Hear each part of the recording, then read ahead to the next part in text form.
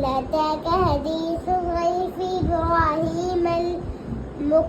المكرمين إذ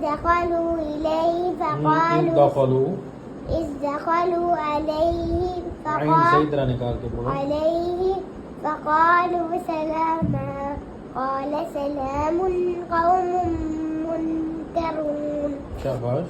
فراغ إلى أهله فجاء بعجل سمين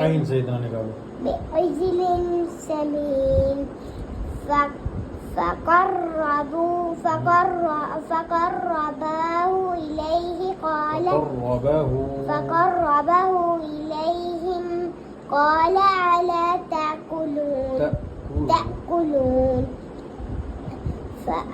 فأوجس منهم خيفة